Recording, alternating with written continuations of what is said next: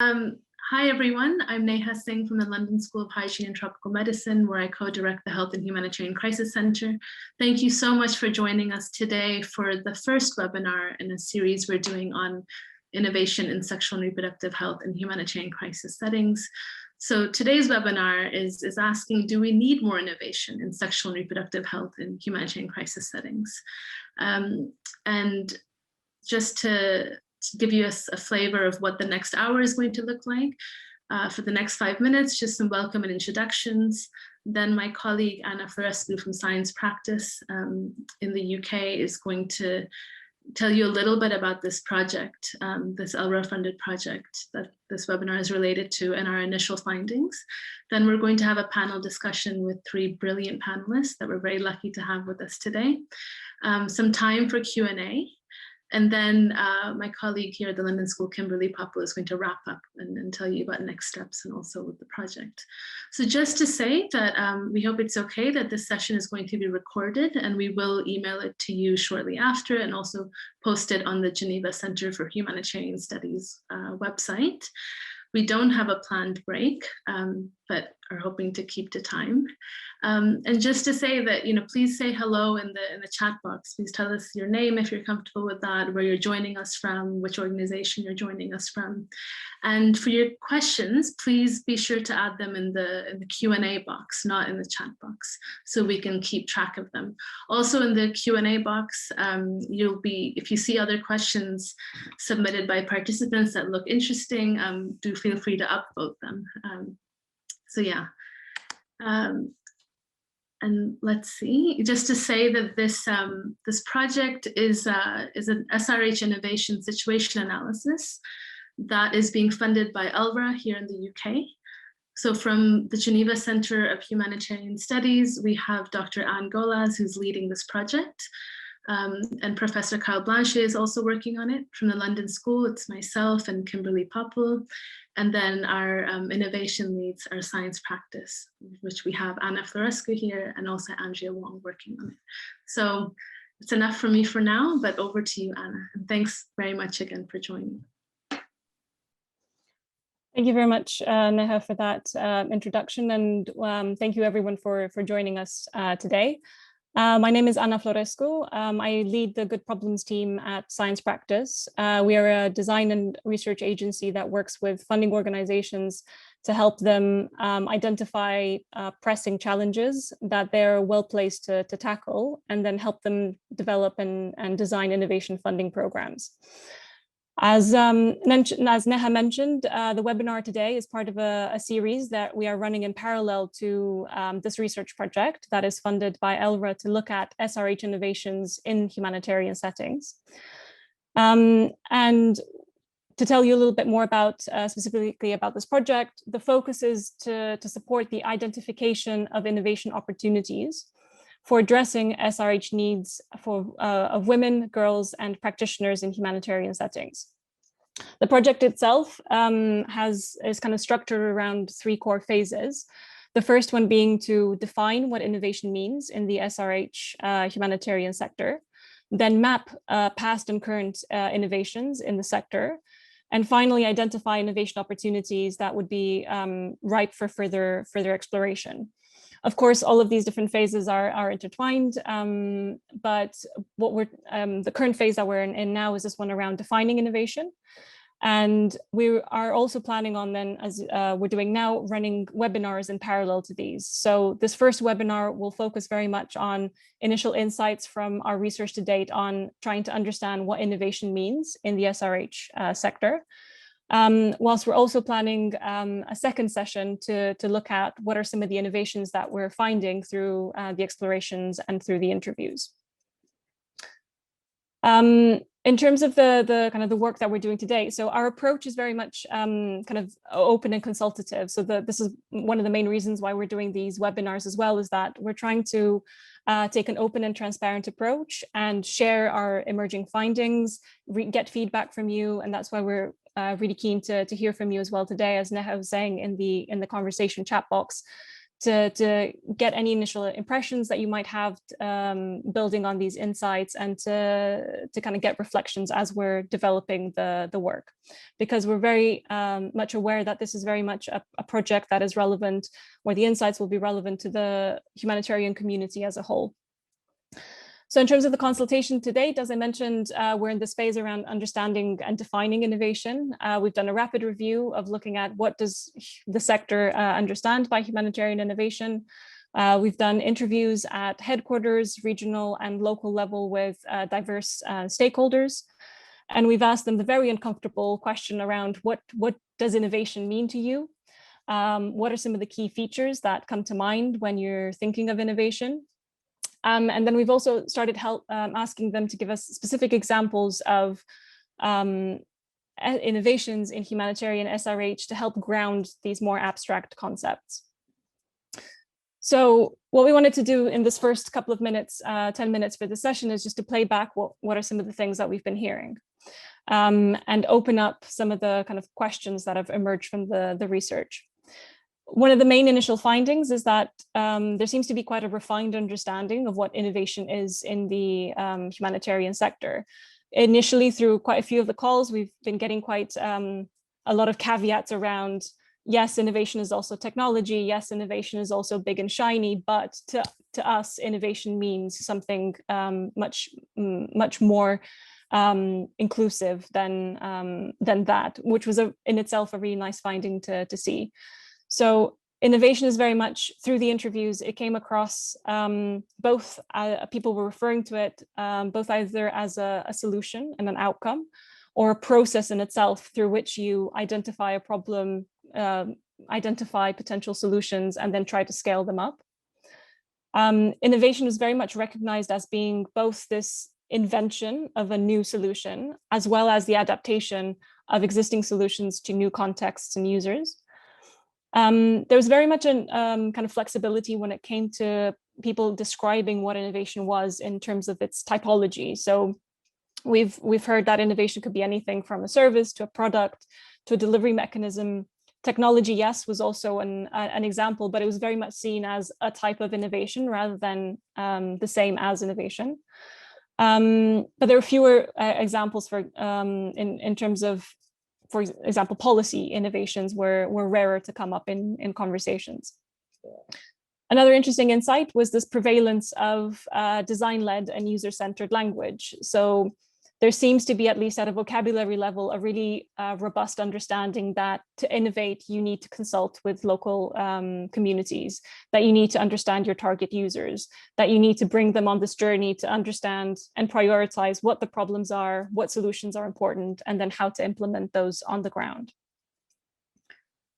So if we were to kind of do a snapshot of what are these features of innovation when it comes to solutions in the SRH sector, innovation has an element of novelty, but that can be either because it's new or it's adapted to a new context, to a new group of stakeholders, to a new setting.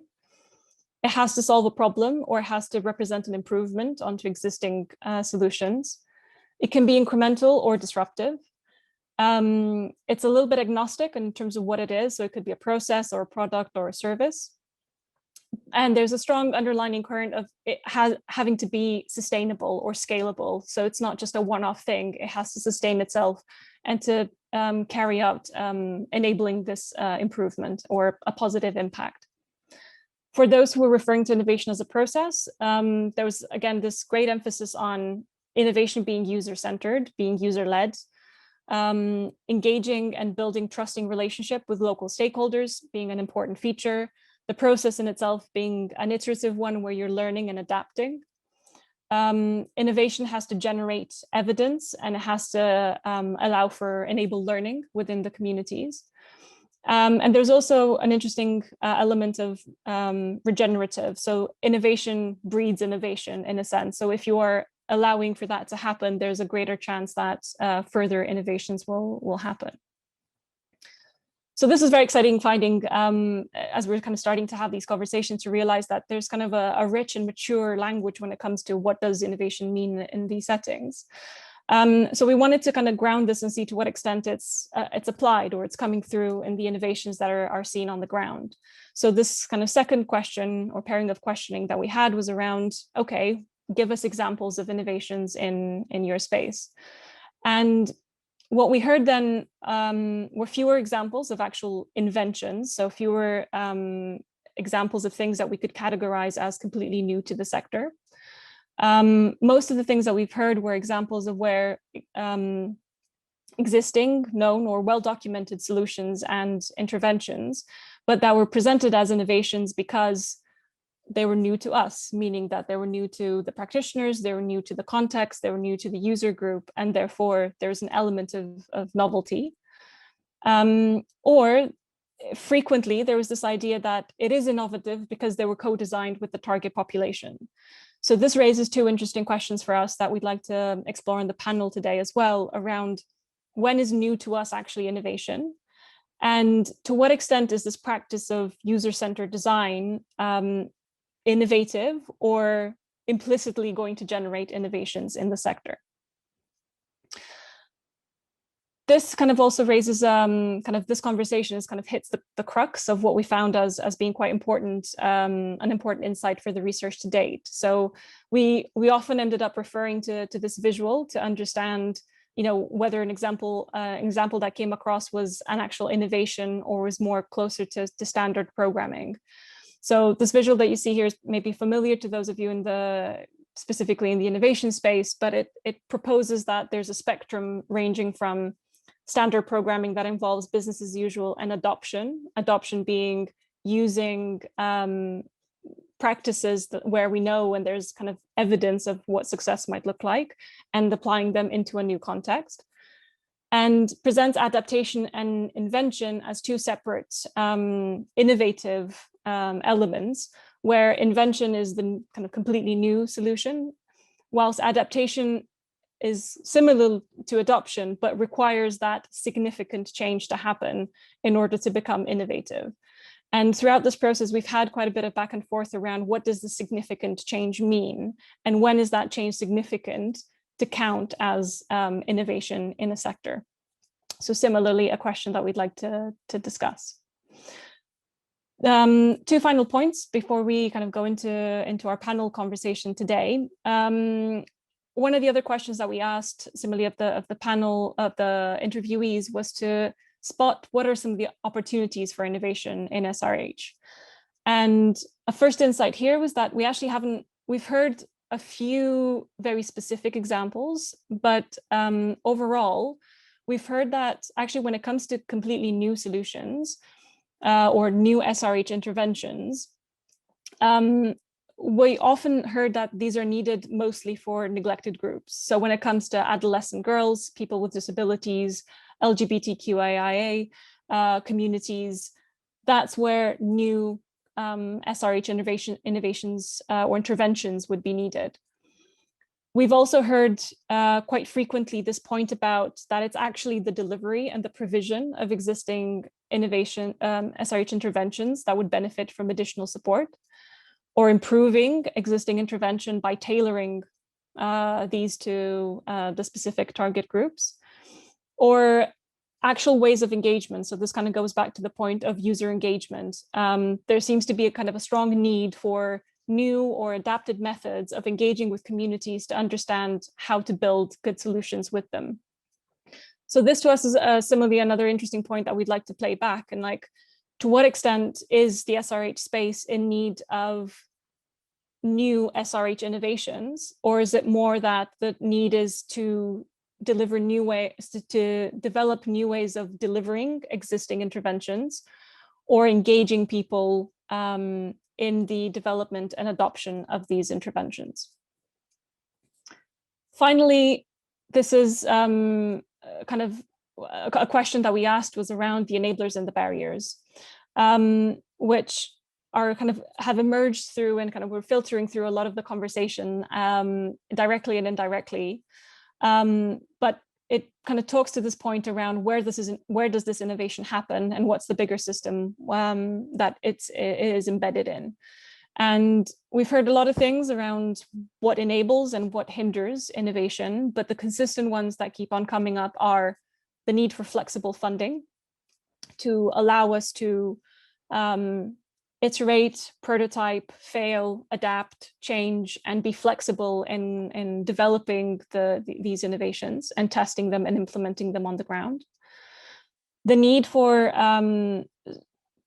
capacity to implement new programs or to develop new innovations on the ground. So specifically, there's been a call for user-centered design practices and identifying those or being able to build those locally and sustain them. And finally, a point that has emerged in very different ways through conversations. And interestingly enough, for example, from the headquarters space, it was more of a need for evidence, whilst from the practitioners on the ground, it was articulated very much as a learning space. But there's this need to have a space where you can take in and learn and build evidence around what is working and what isn't, and being able to share those practices. So the language is often different to this. Sometimes it's referred to as we need evidence, and in other cases, it's a space to learn and to share practices. But these three have come across and have been highlighted consistently throughout the interviews as spaces where innovation is needed in order to support a more engaging and innovative ecosystem. So the question that we have there is like, to what extent can innovation address these different factors? And to what extent are they needed to actually move the needle around other interventions on the ground? And I think I might conclude that kind of very brief tour of the insights that we've generated to date. As I mentioned, it would be really great to, I can see there are kind of comments coming through in the chat box, but as we're kind of building on these insights and having the panel conversation next, it would be great to hear from you and what your kind of initial reflections are on these points. And what we'd like to do now, I think before jumping into the panel discussion, we had prepared a quick poll, if that's possible to bring up, just to take a bit of get a sense of what participants are thinking. So oversimplifying, of course, the situation we're in at the moment, but assuming that we had £10 million worth of funding to improve humanitarian SRH, what would you allocate it to? Is it generating or developing innovations, so the more invention type solutions that we talked about? Is it scaling up existing innovative practices? Or is it delivering essential service delivery and programming? Be keen to see what you think.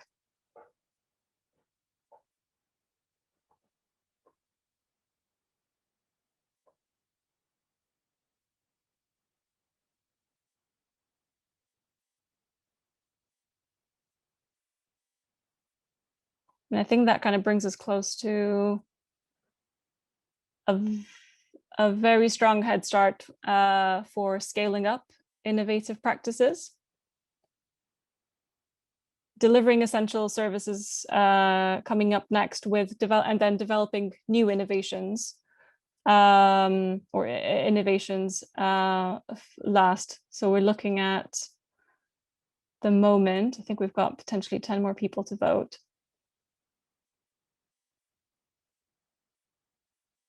But it seems like the general feel of the community is that scaling up innovative practices should be the priority, or would be a priority, followed by delivering essential services and at 10% developing innovations. Thank you. I think we can. The votes are casted. So with that as a context, I would like to introduce our panelists for today to build a little bit then on this discussion, because as we said, that there's a lot of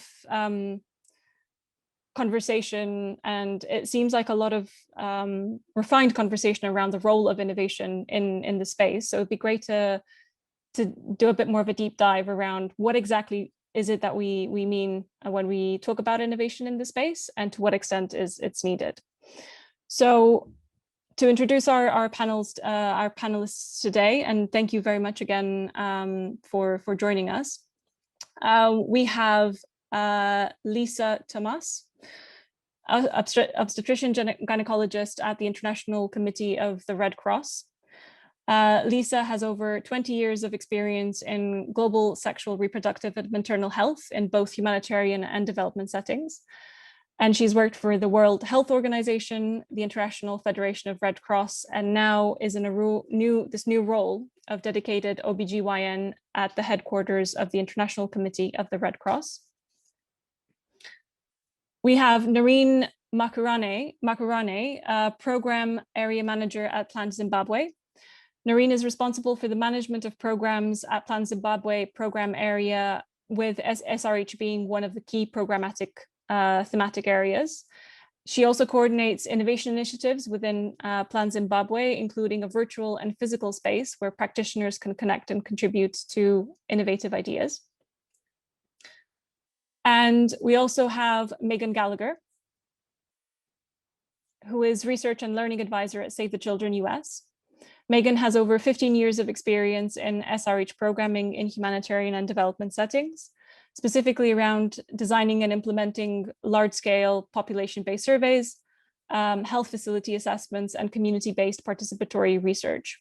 And in her current role, she conducts research, monitoring, evaluation, and learning initiatives on the emergency health and nutrition team at Save the Children, and is also lecturer at the Columbia University Mailman School of Public Health.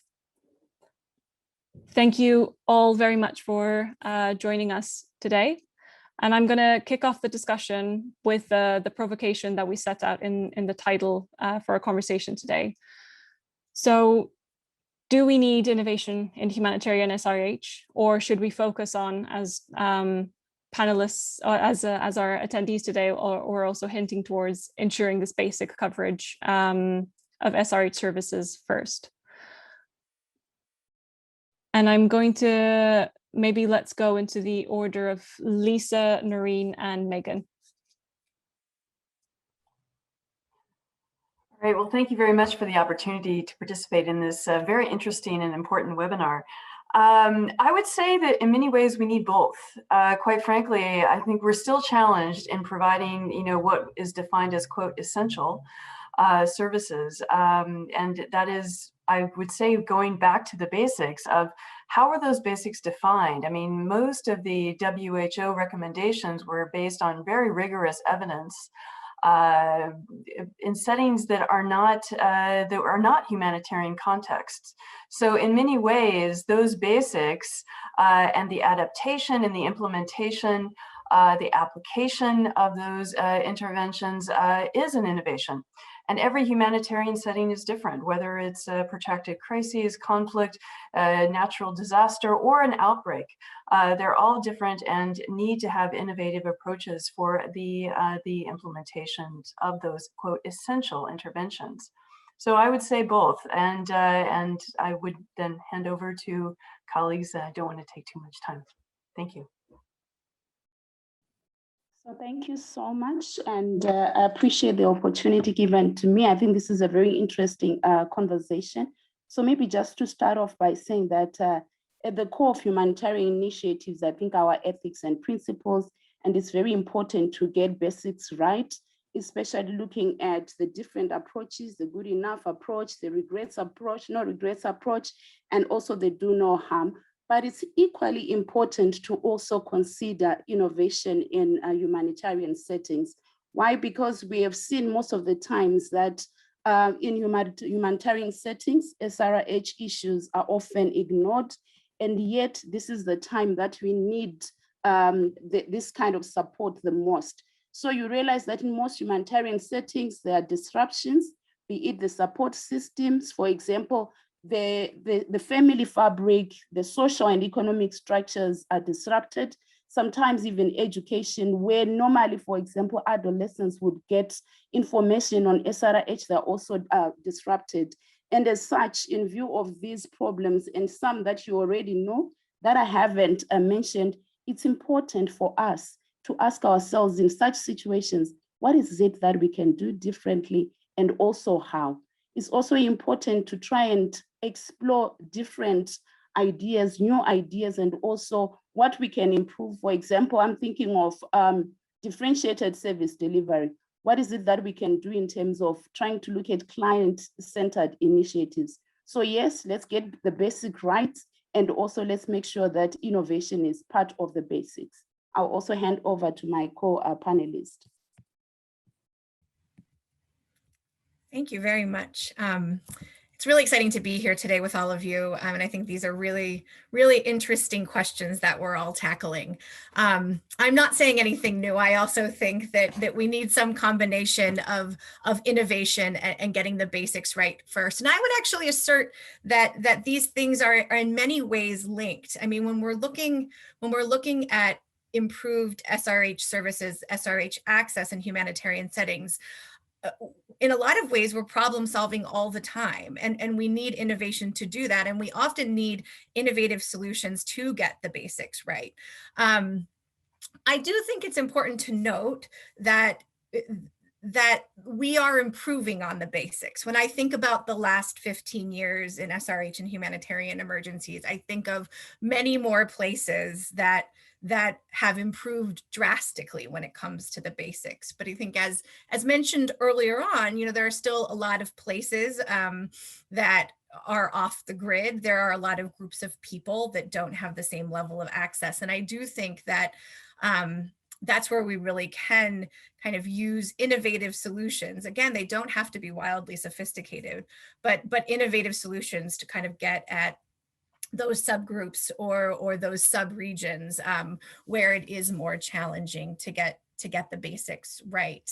I've been thinking a lot about what is the ultimate dream, because we're talking about innovation so much. And I think the hope with a lot of innovative solutions is that we can leapfrog in many ways, that we can, kind of start from thinking about mobile technology in sub-Saharan Africa, kind of skipping landlines and being able to leapfrog to cell phone use and to be able to have that be ubiquitous and to be able to do so many things with that technology that's not even happening in a lot of high income countries.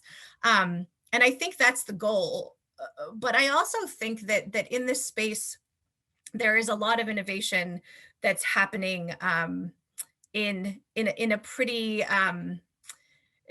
low key way, where people are kind of quickly thinking about what they're doing, changing what they're doing, trying new things. And I think in a lot of ways, it's a really interesting space for that. And I've seen a lot of innovations, big and small, that have really made it a lot easier in a lot of cases to tackle some of those basics. Thanks. Brilliant, thank you. And I think this is interesting because it does connect to, as you were mentioning, then the distinction between the big and shiny disruptive innovations and the smaller ones. I'd like to kind of focus on this. There seems to be this overlap between an understanding kind of the small tinkering and the changes and framing them as innovation versus this kind of significant change that we were kind of trying to flag up in through the research conducted to date. So this idea that at some point, some innovations will be easier to kind of implement into context. When we're talking about some of the basics, the reason why they're not being implemented isn't necessarily because some significant change needs to happen, but it's more likely that there's a lack of traditional funding, a lack of kind of skills there to kind of support that. But in some cases, it will be that they're just not the right types of skills and that new is needed. I would be keen to kind of hear your thoughts on this and on the distinction, or where, we've used in this kind of earlier question, referred to it as innovation. But if we were to look at this breakdown of innovation into invention and adaptations, do you still think there's a great need to invent new things, new interventions, new delivery methods within SRH? Or is it more about taking what we have and adapting things, and doing so can be referred to as innovation? Might suggest the same order, Lisa, Noreen, and Megan.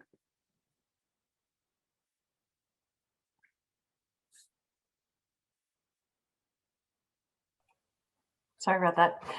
Well, again, I think that we're really kind of going into, it seems a bit abstract to me to a certain degree. And I think that there's so many things that, or so many, I would say, approaches and interventions that have been developed that we just haven't really been able to incorporate into the humanitarian sector, that I would take what's out there first.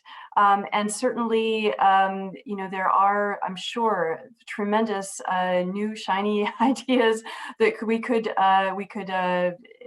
bring into the humanitarian sector. But keep in mind that we do have to develop the evidence and ensure that that these newer interventions or technologies are appropriate and safe. And so that, there is a research and evidence generation process that needs to happen. If I could just mention a few things, decision-making tools. I certainly found that the vitals, or I really was very interested in the vital sign alert device that was developed originally around through King's College London, and we tried it out. I wouldn't say try it out, that's probably not the right term, but we did use it in our emergency hospital in Cox's Bazar that was run by IFRC. And it was really an interesting approach for enabling, I would say, supporting human resource needs and decision-making around, some of the major causes of maternal mortality. That's one just one kind of, I would say, is an innovation, but it also is being applied in this context. And there are many other health interventions, but again, I'll share this space with my other panelists. Over to you. Thank you so much, Lisa. So just to acknowledge that these are interesting conversations. If you look at adaptation and also innovation, they're kind of like cut from the same cloth, so to say. Maybe just to look at adaptation, for me, it speaks to issues around continual improvement. It also speaks to us challenging ourselves how we can do things better. And the learning aspect also comes in, where we are learning by doing. Because most of the times, I think we know that we are living in a dynamic environment and we cannot even project complexities in advance. And as such, adaptation is coming in to proffer solutions to kind of like a new context.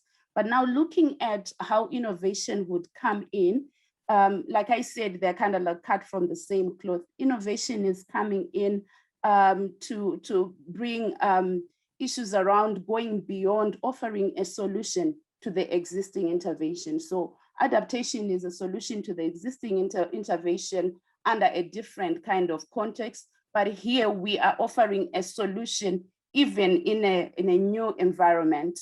Another issue also, we are seeing that for adaptation, we're kind of like trying to solve a problem that we already know, but innovation is going deeper and also going to greater miles in terms of trying to explore other problems together with people who are affected with the problems, using the user-centric approach, co-creating solutions, and also going deeper to say, what other problems are there? So yeah, the two are kind of like linked, but there is the higher level of innovation trying to bring the new ideas that are not necessarily linked to what you have been programming, but that address new explorations around problems.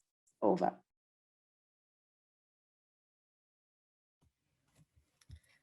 Yeah, I think I agree with both of my co-panelists that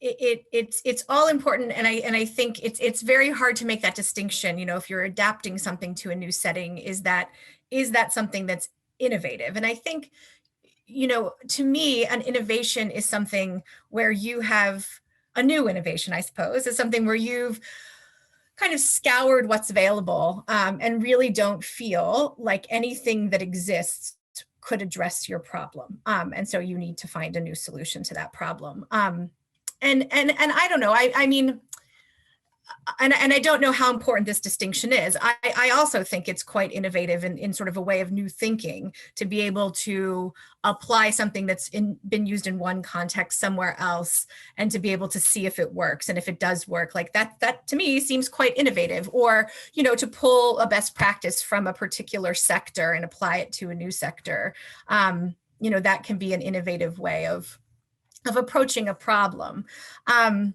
Going back to a point that you made, Anna, that I think is kind of an interesting one to noodle on a bit, but the idea of is there a need for invention in SRH in humanitarian settings? And I think there's a need for invention in SRH full stop. I mean, thinking about not just the problems that exist for women and girls in humanitarian settings, but thinking about some of the problems that exist for women and girls in high income countries.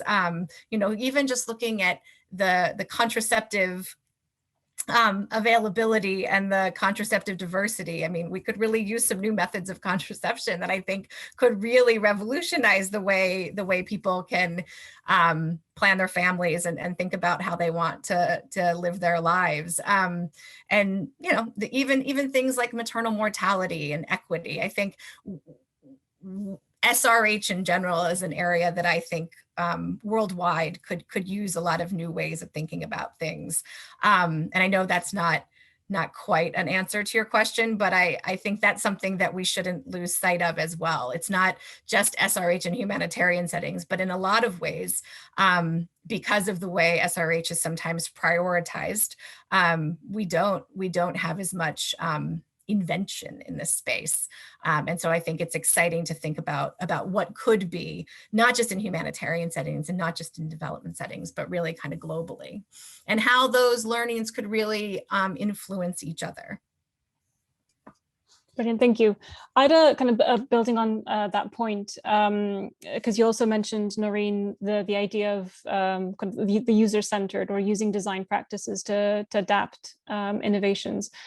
And it was interesting as part of the conversations to hear that in a couple of the conversations, even the idea of using or engaging with users in the development of a particular solution being categorized as innovation or defined as innovation. And I was wondering if you could say something, any kind of reflections on that, like what is the innovation there? Is it the fact that there is in general a lack of this type of engagement, or that,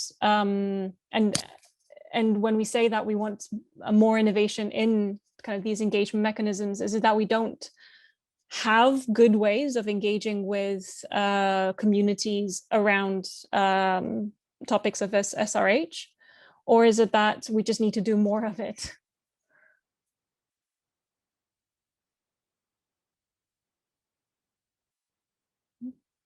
Rebecca, is it just the same order? Lisa? And then Noreen. Sure. Well, I mean, you know, coming from a background of the Red Cross and Red Crescent societies, I think that we do have excellent ways of engaging with communities. And, you know, certainly we can all do better. But I would say that, you know, the important you know, aspect is also the collaboration and ensuring that we are linking with our partners on the ground. I'd like to mention the excellent work that's been done.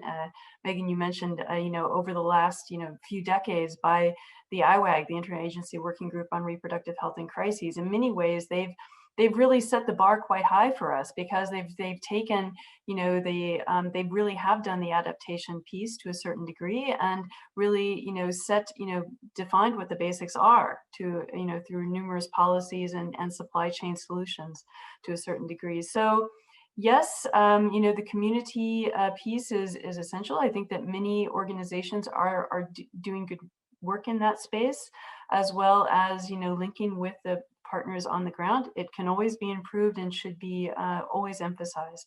But again, you know, I think that the issues around, you know, the interventions, Megan, as you've said, contraception, family planning, you know, addressing maternal mortality, so much work has been done with the newborn. But, you know, again, there's always going to be, you know, gaps, and we need to constantly look at those gaps and address those. Over. Thank you, Lisa. So I think I was just reflecting to say, in the event of a good practice, do we just innovate for the sake of innovation? And what I'm picking really upon reflection is that when a good practice is good enough, there is no harm in sustaining that value, because ultimately this speaks also to innovation, which is centered on the value addition. It's also centered on relevance, and also centered on our ability to respond to the needs of diverse populations. So yes, we can innovate where there isn't that value. We can innovate where we see the gap, but where good practice is addressing the problems and we are extracting value, then we can still sustain it. And when you flip the coin, you can see at times that good practice is also coming from a known innovation. So it's basically sustaining an innovation. But however, where there is a good practice and the context is changing, it's important to also further reflect on innovation. For example, you could have a good practice, but the nature of poverty is shifting every day. The numbers of people who are affected by humanitarian action also is increasing every day, and therefore there is that need or challenge for us to explore whether it's effective ways of doing things or more efficient ways of doing things, which then speaks to innovation even in the event of a good practice. So basically, in summary, I'm saying where good practice is bringing value, no need to innovate for the sake of innovation. However, where we have gaps and we see that the context has changed, yes, let's explore how we can also deepen our efforts around innovation. Over to you, my co-panelist, Megan. Thank you. You teed that up really nicely for me, because I was thinking about my earlier response where it's like, how do you decide to move from good practice to an innovation? And I previously asserted that you need to know that there's a problem that can't be solved with the tools you have existing in front of you. And thinking about engaging communities, you really can't fully understand the problem unless you're part of the community or population that it impacts. And so, I think there's a lot of attention being given to human-centered design and the importance of that, and community-based participatory research, and all of these things are important. And we can be quite academic about them if we choose to be, but at the end of the day, if you have a problem that you need to solve and you want to understand if you already have the means to solve it, you really can't know the extent of the problem unless the people for whom the problem is a daily part of their lives are involved in that conversation. Over. Thank you. I think this raises an interesting, I'm going to try to play a little bit of a devil's advocate here from the position of because I think there's an interesting insight kind of emerging that in general, I think it is beneficial for the sector in itself to see the value of innovation and to nurture it as a way of continuously trying to progress and to improve. I'm going to try to put myself in the position of an innovation funder, and the difficulty that they might have when I guess from the perspective of an innovation funder, your role is to target or to offer funding where the highest risk is needed for projects that are high risk, where you need to have where there's a kind of a high uncertainty of what the outcome is going to be, whether you're expecting a lot of iterations, and opening up, for example, or trying to fund innovations, you will increasingly look for those specific types of opportunity where you know that there's a big question mark and there's a big risk in this project going ahead or failing. But the funding is needed to support those types of projects as well. Do you feel like there are, I guess, within the SRH space, what are those riskier interventions where we would need to kind of pay closer attention to? And I'm assuming that to what extent the kind of adaptations and the smaller incremental changes that we've talked about now, I would assume, but happy to be contradicted, aren't of that type of risk, or they don't present that high level of risk. But there is likely that there are spaces in SRH that will, where innovation comes with a very high risk. Can I ask a quick follow-up question on that question? Mm-hmm. When you're talking about risk, you're talking about the risk of the innovation failing, not the risk of the situation. The innovation on failing, the ground. Yeah. Okay. Because I think from a funder's perspective, thinking this through, if you are in an innovation, I think would be inclined to say that your role in the space is to fund the riskiest projects, is to provide that funding for projects that want to be innovative, but that have a high level of risk in terms of success or failure. And what do those projects look like in this space? What are likely to be kind of risky projects that would benefit from that type of funding?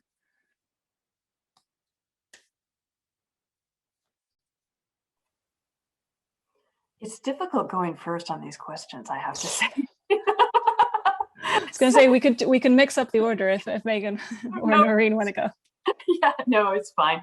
But I mean, I guess, again, with the humanitarian sector, I mean, I really think of things from an operational and clinical perspective. I'm particularly being at ICRC right now. And so for me, you know, this definition of success failure is not, you know, anything. I think you're successful if you can actually get the attention and buy-in of the implementing organizations, and to basically accept the project and to really engage in it, and to really move forward with the project objectives. That in and of itself is, you know, from an advocacy, communication, awareness perspective, is successful. And so I think that, you know, I think we need to be careful about what we call a failure, because particularly in the humanitarian space, you know, there are many, many challenges and many reasons why you may not have, you know, the outcomes that you're looking for in other sectors, perhaps. But again, the very fact that you get something there, that you get people aware, trained, you know, the partners engaged, the communities engaged, that in and of itself is successful. Now, so again, when it comes to, you know, particular topics, I mean, we all know about the challenges around, you know, providing safe abortion care, around contraception, as we've mentioned. And then, of course, there are a number of interventions for addressing the main causes of maternal mortality, which I think are really underutilized in the humanitarian space, which I've, you know, personally been really pushing for many, many years. And I think that we still are not reaching our potential there as well. And there are solutions that are in the pipeline that could potentially, that are addressing those, but could be implemented to scale. And B, there are newer things coming into the supply chain that also could be utilized. So I'll stop there, and then the next time we'll go in the inverse, perhaps. Thank you. Thank you, Lisa. So just building on what Lisa said, I think your question really was around the appetite to fund high-risk innovations.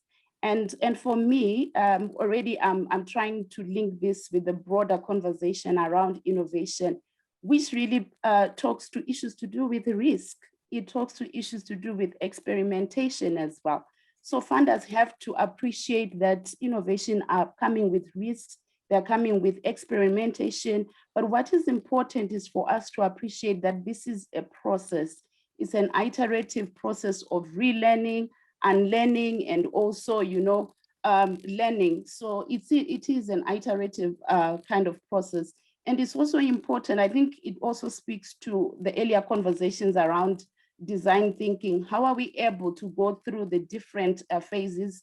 I'm a fan of design thinking as a framework of innovation, moving from empathy to defining the problem, ideating it, being able to also prototype and also test. So if we're able to invest more time in working on the innovation and improving it, then there won't be any issues around whether it's high risk, because risk is already embedded in the bigger conversation around innovation.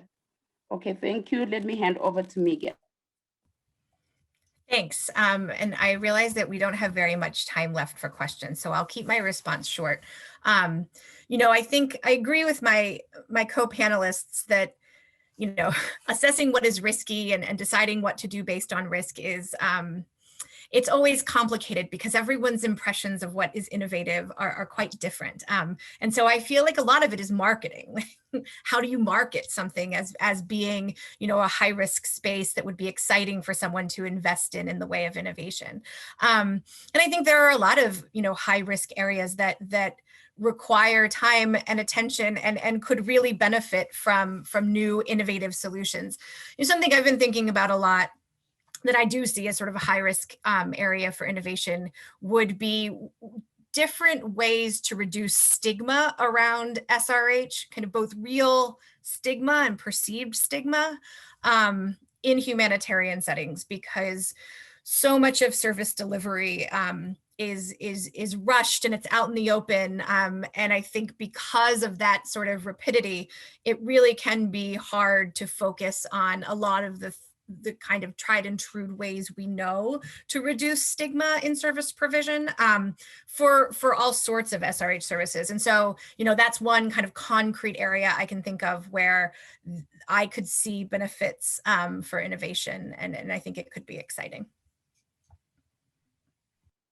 Thank you all very much. Mindful of time as well, I think I was keeping an eye out on the Q&A section, where we've got a couple of questions that I might read out, quite specific. So one of them, and kind of shifting a little bit gears to speak a little bit about specific innovation. So we had a question asking about the supply. So I think linking to one of the issues that came up in the interviews as well, like challenges in supplying SRH.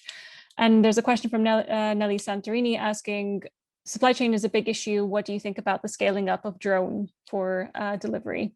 So the particular technology. Would anyone want to take that?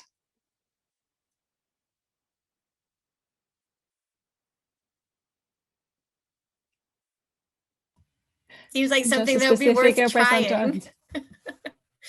I mean, I think people are doing a lot of interesting things with drones. I think it's proven effective in some cases. It would be worth trying in this space for sure. I think supply chain is hugely important and still remains a massive challenge in this area. Maybe just to also weigh in, I think it will be obviously interesting, but we need to consider the different contexts as well. Because we know that we have different groups and we also have different locations with challenges. What excites me about the drone delivery is that it's coming to address the gap that we are seeing in terms of service delivery, where we want that girl to go and access the service. Yet this particular initiative is bringing the service to the girl, which is, I'm sure, tailor-made. So yes, drone could be one of those, but let's also explore the context, but ultimately, how do we take services to the girls? Thank you. Yes, thank you. And just to follow on from Noreen, I think that while it's an interesting concept, there are many other approaches to enabling supply chains in communities on the ground. And certainly, I wouldn't be opposed to exploring that, but I think there are many other facets to explore as well, conscious of the time. A final question that we had was around the use of contraceptives, or the change in Bill and Melinda Gates strategy, and the shift in about a third of their budget being dedicated to contraceptive technology development. And the question is, to what extent do you think there are criteria for needs or best practices in actual contraceptive methods in humanitarian settings that are different from other settings?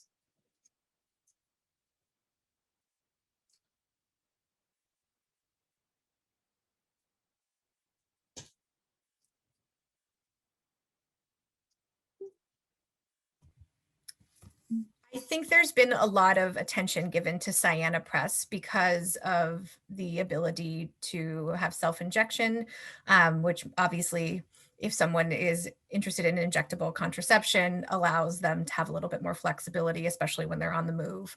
I'm always a little hesitant to put all of our humanitarian contraceptive eggs in one basket, so to speak. I think it's really important to have a diversity of methods, whether you're a population on the move or not. And I think, you know, Cyanna Press is one great option. Every time we add a contraceptive method into the overall method mix, it improves uptake overall for more than just that method. And I think that's really exciting. You know, I think a lot of attention has been given to Cyanna Press as being kind of the perfect contraceptive method for people on the move. I think there are a lot of other great methods that already exist that people might choose. And so I don't think we should pivot all of our programming to accommodate methods. I think trying to have a broad method mix available as much as possible should remain the goal. But I do think it's exciting that there's an investment being made in developing new methods. Because again, I think the more methods that people have available to them that meet their individual needs and their family needs, the better access will be for all people, whether they're in a humanitarian setting or not. Brilliant, thank you. I think that kind of concludes the panel. I'm aware of the time. Really grateful to our panelists for your contribution and for your feedback today to build on the insights from the research to date.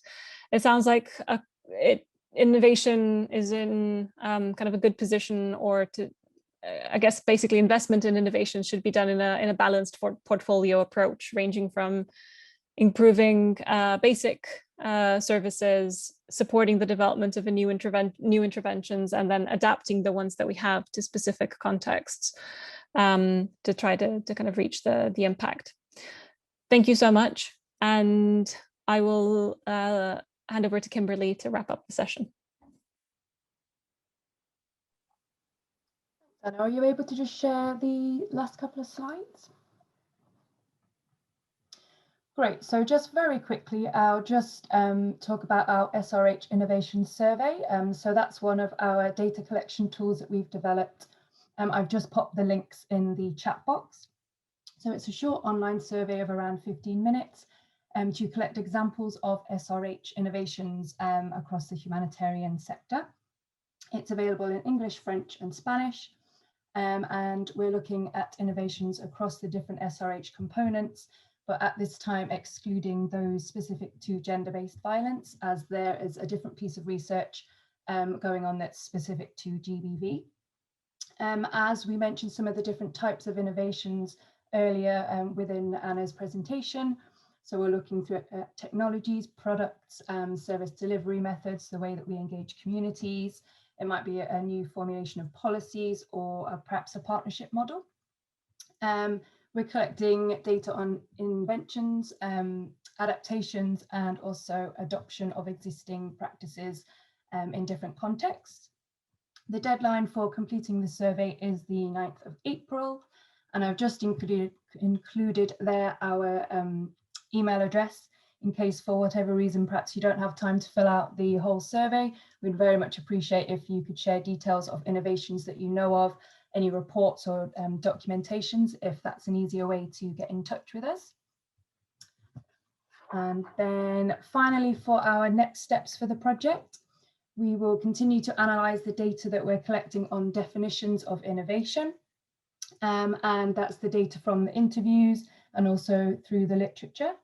And the aim is to create a sort of framework of definitions of innovation, showcasing some of the different characteristics and features that we've been talking about today. Then we will be collecting examples of Srh innovations, as I mentioned, through the online survey and also through some targeted individual interviews. And then finally, we'll be holding a second webinar, likely to be early to mid-May. We will obviously be sharing those details with you. And the aim of the second webinar will be to present our mapping of the innovations in Srh across the humanitarian sector, and then to pick out some of those innovations to showcase and present 2 to 3 case studies, which should be really interesting to be able to share those with the wider community. And then I think, hopefully on time, that brings us to the end of today's webinar. So a huge thank you to our panelists and to Megan, Lisa and Noreen for a really stimulating discussion. And I think in the time that we had, we managed to cover a whole multitude of different topics around innovation. Thank you to Anna for facilitating, and to the Geneva Centre for organising the webinar and all the logistics. And finally, to our attendees, and we really hope that you've enjoyed the discussion today. Do get in touch with us with we'll be emailing after the webinar with details again of the survey. And we hope to see you in our webinar in May. Thank you, everyone.